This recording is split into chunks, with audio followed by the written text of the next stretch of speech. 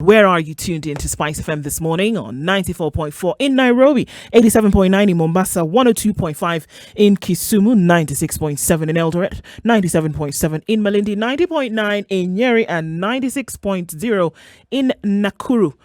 Online on SpiceFM KE on Facebook, YouTube, and Twitter, wherever you're tuned in from around the country. And yes, indeed, welcome to our audience on KTN Home this Monday. Thank you for joining us. We're starting off the third hour of today's show. And as we do, we will start with today's proverb. CT? Aliye kando haangukiwi na mti.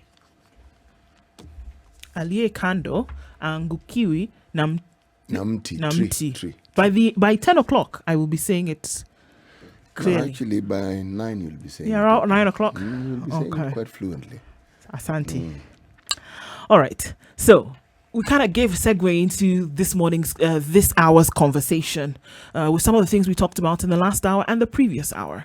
And, we're looking at unemployment in the country so far.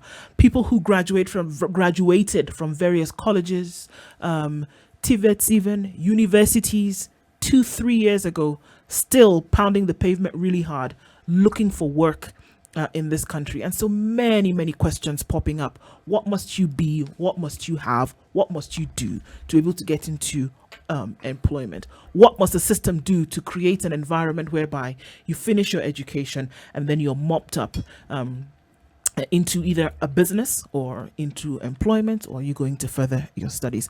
To help us out with that conversation this morning, no stranger to the Situation Room, Dr. Mary Wahome, who is the CEO of the Kenya Universities and Colleges Central Placement Service. We like to say KUCCPS. Yes. KUCCPS. Yes, along that line. Yes. Good morning, Dr. Home. Thank you so much for joining us once again. Karibu. Good morning. I'm Mercy. Sorry, Mercy. I keep saying Mary. It's Mary. Agnes Mercy. She must tell us who it is she is speaking about, because it clearly isn't you. No. It's someone else. It's Mercy. Okay. Or Agnes. Okay. Or we're just going Dr. Wahome. Yeah, it just makes things much easier. Very, very safe. Yes. Oh, sorry about that. Thank you for coming in today. So we're looking at even as we kick off, we're looking at a sticky situation that we're in the country, in the region. Many would argue that even across the world, and we have graduates in the thousands every year who are then catapulted into a non-existent job market. Well, the market exists, but in terms of opportunities, the opportunities are what are non-existent. And those who graduate today, who are excited to go into the job market and ready to retire at a certain age, are then met with a very ugly reality that there are no jobs, that the opportunities are dwindling, that unless you are connected to somebody who will then place you immediately in a job position, that you will be pounding the pavement for a very long time. And that the market is just not ready to absorb the thousands of people who are going into tertiary education when they are through. That is what the picture is. What are we dealing with right now? Thank you very much. Kundu, the situation is very interesting. For example, we had about 700,000 students sit for their O-level. That's KCSE. Half of those have gone into college. So where are the others? There's a number, because as COOPS, we placed 128,000 into the universities, 137,000 into TVET institutions. And I'm looking at a number that would go into private TVET and private universities.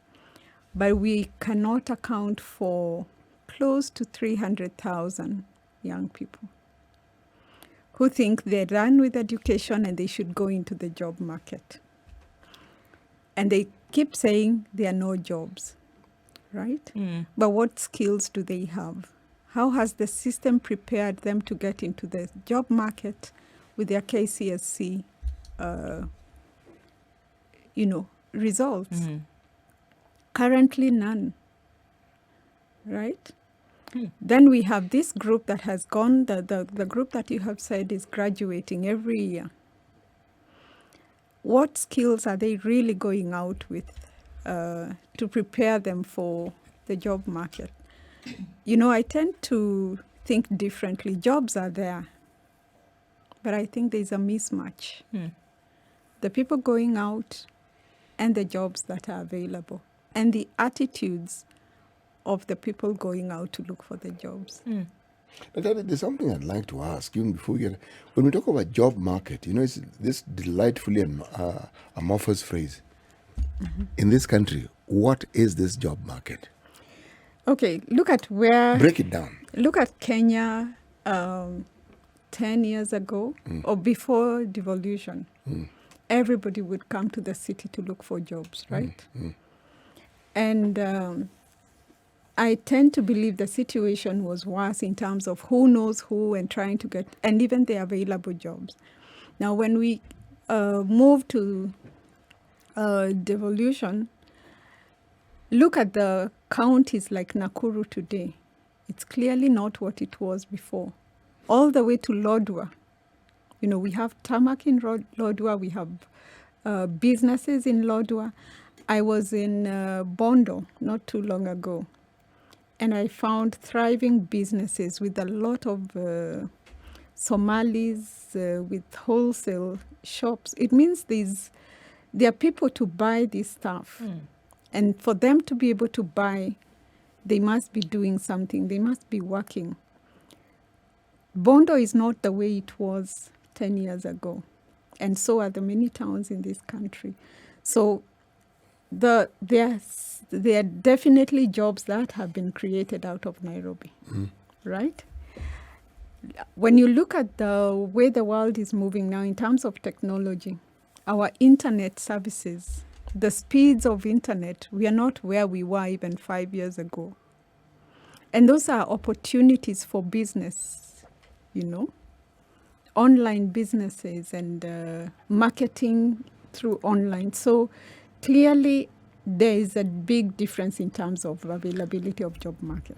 Dr. Wahome, who should inform whom? Because then shouldn't it be then that the education system and this job market, or everybody else who then is a cogs in the system, should be working in tandem? That shouldn't it be then that then the courses, for example, that are on offer then should mirror what is going to be demanded of people coming out? Because if you're going to educate a bunch of lawyers, for example, right, and say for coming up with your own practice that there's not enough legal work on offer from the market, shouldn't this then fuel what is then offered in school? Because then you're going to have a bunch of people going in. They're going to be educated in matters law and legal affairs, but then the market is not asking for that. Or that, they've done that. We had a very interesting conversation a few days ago about, changing legal education in the country now, because that is what is going to be demanded once you come out. Now, if not everybody is offering that, and this is what is being demanded on the outside, and who's to know until you get out there to realize that that's what the demand is. But it's clear that that is what it is. Shouldn't that sector then be advising on the education side that, look, folks, don't be churning out people and young or old, because we know that we have a cross spectrum, people who are going into higher education, university, tertiary. Shouldn't we then be advising people, look, don't focus here. Go towards the new modern technologies of your learning and understanding.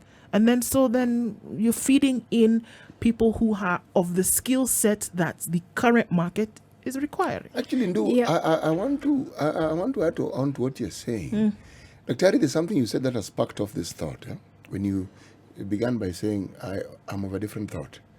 Let me add something different to that difference, okay? We are thinking of a job market in terms of something physical. And I'm thinking the job market is in your head. And I'm going to explain what I mean. If our institutions, tertiary, secondary school, university, don't seem to be aligned towards thinking of how you can develop a mind that is able not only to evolve, but to be able to adjust as and when it is needed, to be able to fit into society. And how does this come about? How you are taught, what you are taught. Yes. So, yes, there's a subject matter, I'm learning history, but can you also have a course that aligns itself to that history becomes relevant instead of just being this hardcore subject where you're talking about the past? I think I agree with all of you. We have an issue with our education system. And I mean, it's time to clearly change, because what we have seen, we have focused on just testing the memory, how much students can remember. How much you can recall. The recall and ability to regurgitate. I feed you this, you give me exactly that, right?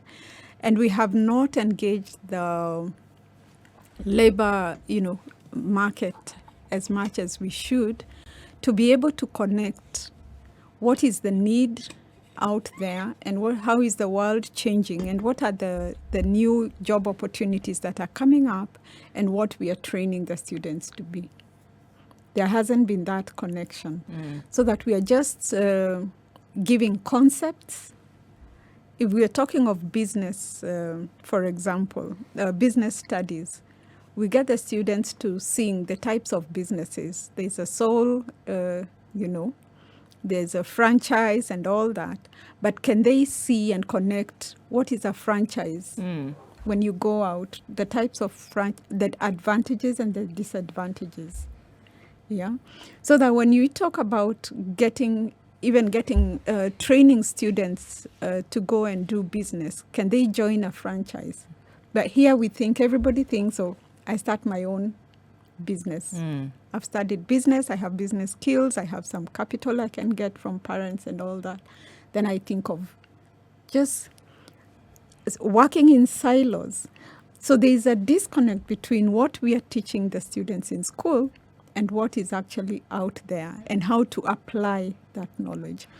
And I didn't want to get into the discussion around CBC now, but that's the whole idea, where we start connecting. Even the TVET sector is really changing. There are efforts to really get students to do 40% in the class, 60% in the field, but they get graded from both the college and then the market. Right. Yeah. So who then would be responsible for filling the gap from where you see it today? If there's that disconnect, that there's a problem on this side. Clearly, by the time the students are finishing school and getting into said job market is when they realize, hold on a minute, this is not what the market requires. How I wish I had known before, and then maybe I would have taken a different direction in my study. Who then is responsible for connecting clearly what is not touching? Now, for the student to know exactly whether they are in the right place, it calls for the parents and the teachers. And we can all see the challenges that our parents, we are also parents, the kind of parenting skills that we have now, And then we have the teachers who are overwhelmed by the syllabus and the need to clear the syllabus. So, I mean, at the end of the day, the students suffer, which is very unfortunate. So there is clearly need for discourse, a discussion to think this through. Again, it's something that the discussions should start very early in the age, in the children. It's not something that we can get into when the person is around 18. Yes. They already have a clear, some kind of direction into what they want to do, and it's late then. Exactly. So that needs to start pretty much earlier in the child's life. So today, So today here we are dealing with thousands. These are the numbers that we're talking about. Thousands who have finished a university education, for example, a diploma course, and were hoping to get a job and do not have one. and you said that there are jobs, but then I guess the question for many people today is then, all right, where are they? Because I apply and I apply and I apply. We have people who spend months on end in the application process, but nothing gives, right? So clearly, yes, that there are jobs that they are actually applying for, somebody else gets it. So yes, they're available. So are we chalking it up then to skill or circumstance? I think the problem is a job, we're looking at a job from just one perspective. What will get them paid? Yeah. But for me, I look at it in 4 perspectives. Yeah. The first thing is, what do they love doing? Because I can get you that job with my connection, but is it what you love doing? Otherwise, you lose that job and you're back to the street saying there are no jobs. But the first thing is that you may have even ended up in something you don't love. Yeah. Then, so we need to discuss and find out what is it this person loves that can later now turn into a job. And then we also need to look at what they are good at. Are we pushing people to do what they are not good at? Yeah. Are we training people, taking them through 6 years, 4 years of a university degree, and that's not what they are good at, just because they got the grades to get into medicine, and maybe that's what the parents had always wanted to be? Yeah. Where you're at now, okay, given what you do, look at the government policies and the plans the government has for the future. Do we want to become a country that is known for its commerce? Do we want to be known for industry? Do we want to be known for innovation leisure? and technology? Or do we want all these things? Now, if that's what we want, you need people who can work in this sector, who can promote it, who can build it. Now, what is it in our thinking as we plan for our curriculum and for learning at whatever level? What is it that we've put in place that takes us there? And first of all, is there even clarity as to what it is? Because there's a hodgepodge of ideas. There's some other city we've built over there. It's supposed to be a technology city. I hear about it. Then we want to do something else. All these ideas on their own sound good. But is there a point at which they merge and they're part of this bigger plan? And don't tell me Vision 2030. No. Okay. Is there a point, from what you said, is there a point where these things merge? Because the people who come up with them are clearly good thinkers. But what are all these independent things part of? Wow. What I would say is when it comes to education, yes, I think it's beyond the country. We are training for the world. Yeah. So we can't afford to also narrow ourselves and say that it's technology and therefore we just focus on technology. Because when you look at health, we may not be able to, absorb everybody we are training. Sure. But the world now is a global village. So if we can train for another country, generally look at it that we should be able to train Kenyans who can fit anywhere in the world. And therefore, if we have the opportunities, what I would want to see are centers of excellence, in our education sector. Where I go, we knew KU as a perfect center for training teachers, education. I am nodding because I went to KU. When it was KUC, Kenyatta University College. It was then a constituent college of the University of Nairobi. And the entire faculty of education was actually there. Yeah. That was it, in the whole university. Exactly. And anyone who went to KU and did education, people knew you got the best. Yeah. Egerton, agriculture. Right. Yeah. JQuat, technology. And agriculture also. Yeah. They were an interesting mix. Yes. But technology came and up as a, yes. Exactly, but where are we today? We're looking at the unemployment situation in the country vis-a-vis what students are prepared for when they're educated at whatever level. We're looking at TVET level, diploma level, university level, whatever it is. Is the job market absorbing in the manner in which it should be? And Dr. Wahome, you're saying that this is more of a skill issue, not necessarily an opportunity issue, that the jobs are there, but we're churning out students who are not ready to take up the positions that are available because they've not been trained to do so. To me, that is a glaring indictment on then the training institutions. On the Because training if you're not, institu- as well as those who should be absorbing them, because if you're not telling the training institutions, guys, these are the kind of folks that we need at the end of the day. This is the kind of skill that we would require to fill these positions, because there should be some kind of symbiotic relationship between the two. Should that not exist? And do we have every year thousands of people, stories that we hear every day of those who cannot get a job? It's then an indictment on you saying that, hold on, how is it that we are training folks who are not ready for the job market? But look, how is it that we have a job market who needs and is not telling? No. If you are studying architecture, for instance, you know what you are supposed to do. Okay? Now, there are those who go to TVET, they don't study architecture, No. but they study draftsmanship. Yes. Okay? Interior design. Yes.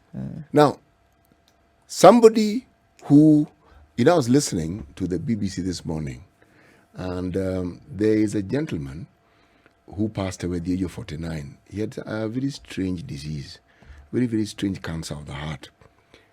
Now, he was in the fashion industry, and what caught my attention, he rose up at the age of 41, parents were Ghanaian, he rose up to head one, not just at 75 brands, one of the top fashion houses. But what caught my attention, the person trained as an architect. His initial training, architect. Now, architects manage spaces. Now, he now looked at the human body as a space to manage and then added other qualities to it. Now, you see that thinking? Yeah. Those who've gone to university will tell you that when you graduate, you're told you're given power to read and all that pertains to it. Right. So this is the all that pertains to it. Precisely. Exactly. Okay. Precisely. So that's why I started by saying the thinking behind it. Yeah. But So- this is not, but CT, this is not just the thinking by him, but this is also the thinking of a system, right, that was supportive of that kind of thinking. That then he could have other things that he needed to be able to take him through. It wasn't just some run of the mill, some backwoods place. He then was No. able to be supported by a system, isn't The it? thinking The that I'm question thinking is, of. is Yes, is go ahead, our please. system providing space for thinking? What do you mean? Are we allowing students to think right from home? Do we even allow do we provide an environment for thinking? The home currently is not an environment for thinking, because all we have provided is the TV, the Netflix, and the computer games. Is that an environment for innovation? Okay. Now you've asked the question. I would actually say it is. Is it? Yes, because one of the things that it does, everything you described, affords you something called exposure. Now, that exposure, unfortunately, is vast. As to whether that exposure would help you develop your mind and probably eventually work its way into your thinking in terms of a career that you'd like to follow, there's a yes and no to it. But that exposure works well with guidance. So what is absence is not necessarily what is provided, but is their guidance. Yes. But when we provide internet in the house, and we hope that the students will go into what will be Hope. yes, as opposed to the way we grew up, and we had we got skills of there were challenges. Look at a game like we used to take the old tire tubes and make bladder. Yeah. So the thought of cutting that, joining it. My God, it's too much work. Yes. Now there was also getting people to work together. I know I have to look for a tube from my home, and you come with yours, and we cut it up until we make it long enough. So there was, how much of this teamwork are we building in us? Do you know we even use some of that bladder with all the plastic paper to make footballs? Exactly. You didn't sit and do that on your own, did you? No. You never could. Yeah. Even the vehicles we used to make from wires, you didn't make it on your own. Yeah. Everybody played a part in it. Exactly. But then there were the skills of chores. In the house, you had duties. Yes. So what are we seeing today? Now, we were all brought you up- need is a screen and the pad. And the child can be on their own from morning till evening. But Daktari, we were brought up in a certain way. Why have we decided that our children should be brought up in that same way? Not with every component. The responsibilities that we talk about, you know why? They're imbued. You are taught. You knew. And in that process, you are taught to socialize and also how to relate to people. Exactly. But why have we chosen to bring up our children differently?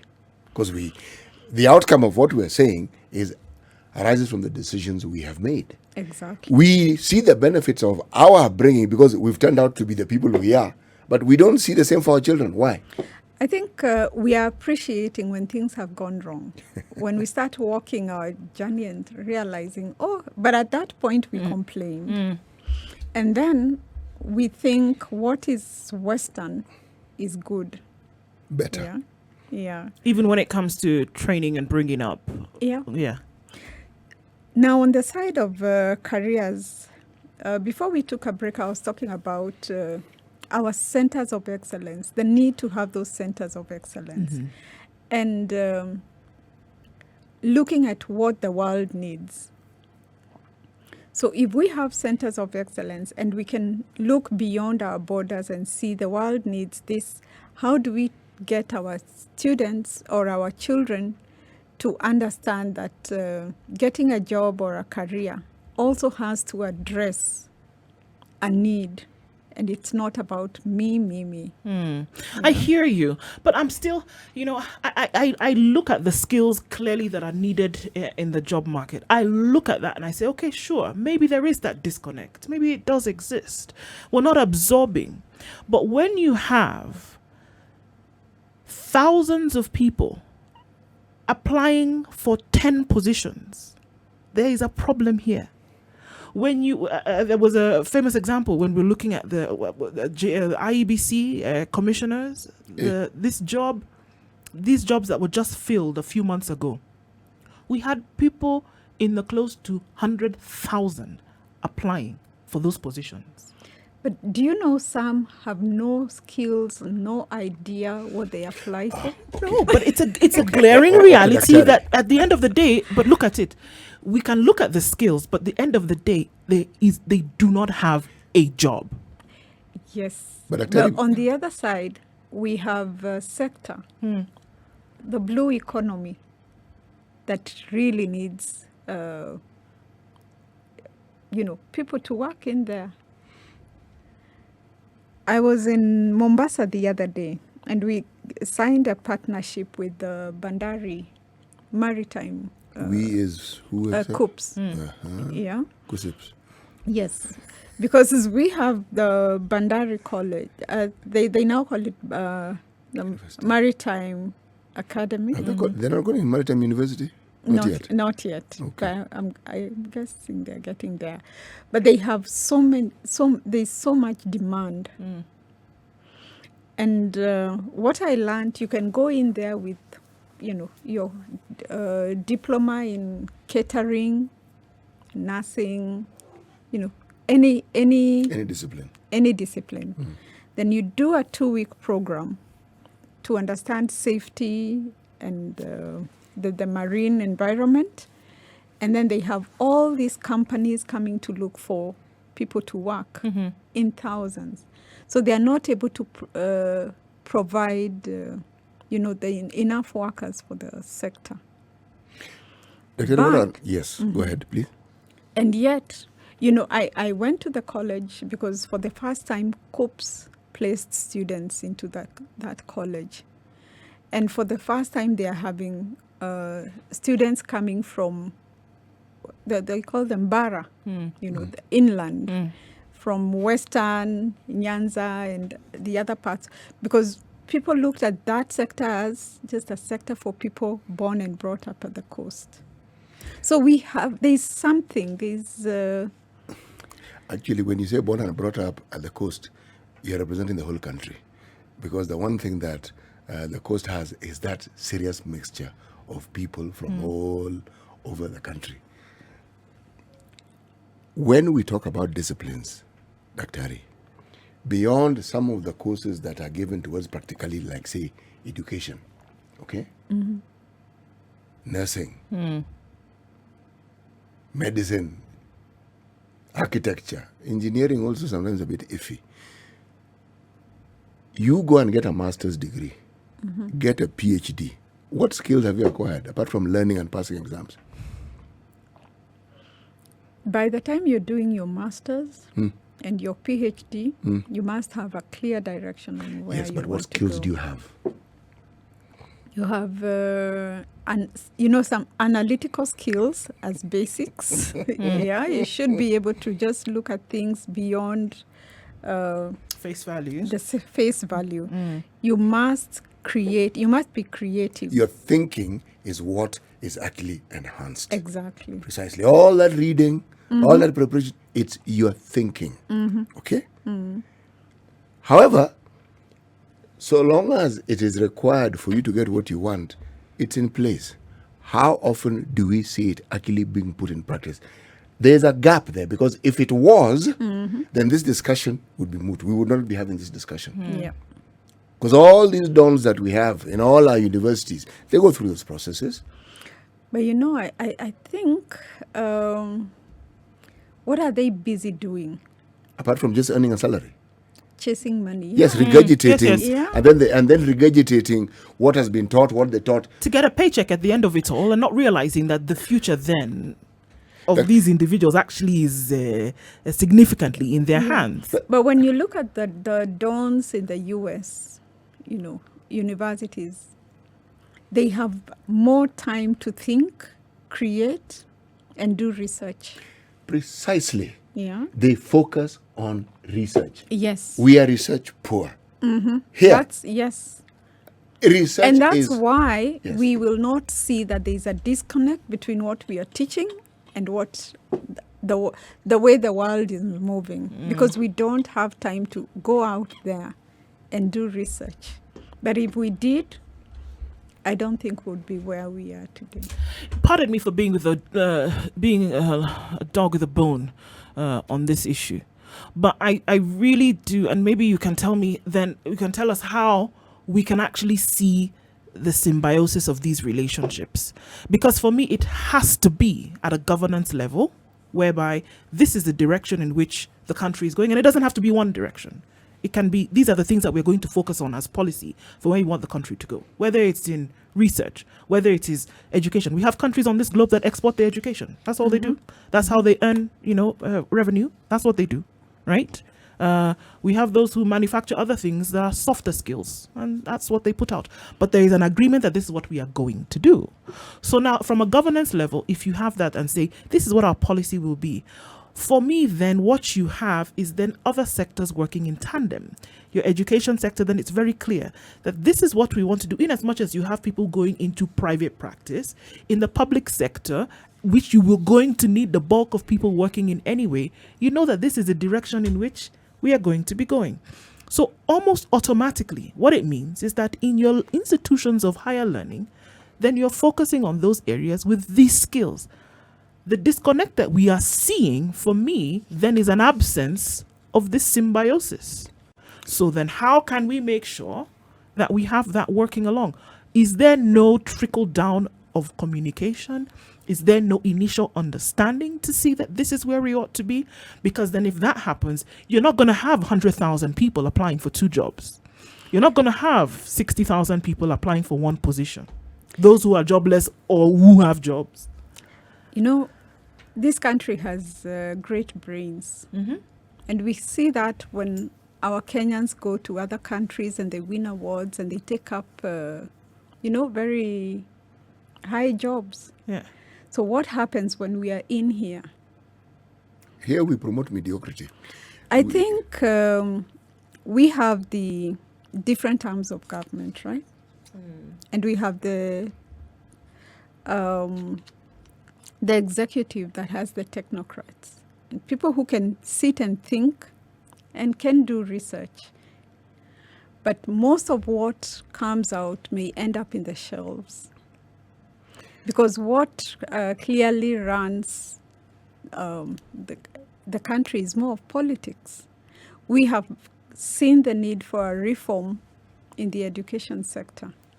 And I think the direction is very clear. But the moment politics comes in, a good idea is thrown out because of, You don't know how right you are. When I say we promote mediocrity, I'm going to explain what I mean. You look at what, say, the Nairobi Metropolitan Services have done. We had Dr. Luga here with us, and what he was saying was amount of gobstopping. You listen and you say, in this country, It's possible. they didn't go and look for some esoteric plan. Only the Ministry of Health, Mafia House, sorry. They got a document that dealt with turnkey projects. And that's what they used to build their 24 hospitals. And he said very simply, turnkey, meaning it's not just building. What we're paying for is building plus equipment. So it's a running concern. By the time it's handed over, it's a going concern. You just get people in there and you continue. Yeah. When you mention the amounts, 800 and I think and 40 million. Possible to do. When he said 800, I was thinking, well, okay, how many billion? 40 million.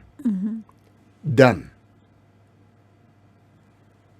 The plans were always there. Yeah. So what is this thing that the county governments keep doing, running around in circles? Because health is the default functions. That's why my entire discussion and thing has been the thinking. Because the people who are put at the helm, and you're right, they think in terms of how they can make money, not on how they can actually improve the sector they're in charge of. Exactly. What is in it for me? I get what I'm getting, I get out. I have a 5-year contract. How can I, put what I'm putting in my pocket, and after 5 years, I'm gone. I think that the day we stop thinking about, ourselves and think about the country, I think that's when we'll make progress. But then we have agencies. Because the ripple effect it's terrible. It's terrible. But this is across board. So it's across board. We have agencies, we have departments, we have entire ministries who are tasked with doing things that would essentially relieve the pressure that we are seeing on this particular area, that would make sure that students come out of school, if you're not going into employment, because you're done with your, I'm assuming, your internships or whatever at the time that you're still in school. We have people who are full graduates who go into internships because they don't have anything else that they've tried. So I'm going to do an internship. Maybe I can get some more experience so that when I apply for that job, which requires me to have 2 years of experience to get it, then I would have had it. So I take 2 years, 1 year of my time after having graduated with a skill, or at least the power to then be able to go and do everything that pertains to that reading. I'm going to take some more time to gain some experience to get that job. Across board, there are people who are tasked with these things, whether it's in the guidance, whether it's in the making sure that these other systems work, whether it is in support of these other systems. Are we saying until and unless everybody realizes the job that they're supposed to be doing, we are stuck in the current bad situation that we are when it comes to unemployment in this country? It sounds grim, but that's what it looks like. But I'm still going back to that thinking. You see, if we keep repeating to ourselves that the unemployment is a result of certain things, we will likely get to a point where we believe exactly what we are saying. And we will not allow ourselves to actually think and say, okay, is this really the situation, or what is it really that we are dealing with here? You see, once upon a time, you had a paper posting you for a job even before you had completed your last exam. I know, because that's what happened to me. Yes. Okay? That was a different time. Now, the times in which we live in, what is the thinking behind meeting the needs of that time? You know the reason why you heard me saying we need to be able to look after what the country needs first. Yes, thinking globally, but what the country... It's like, I cannot be growing maize so that I can export it, and I don't have maize for my family to eat. So, where is the thinking? And if there's thinking, then who are the thinkers? Because even when the thinkers are there, what do you think causes the brain drain we have? Usually people get frustrated. Go ahead. Not frustration. What is it? You only get frustrated when you think, I am getting trained to get a job in my country, and now that there is no job, let me go and look elsewhere. But if I'm going to school, I need to put effort in my English, because I need to go and I may get a job outside this country. Then I'm thinking, I think we are narrow-minded. We are narrow-minded in our thinking. Why should I just go to school? You just called me narrow-minded, but go on. I've heard you. Yeah. Yes. Why should I sit in class thinking that the only place I can get a job is in my village? Yeah. Or I'm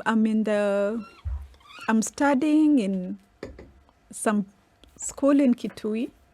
I go to Seku, which is in Kitui, and the best I can think is coming to Nairobi to look for a job. Why can't I sit in Kitui and think that I can work in UK? You see, the truth of the matter is this.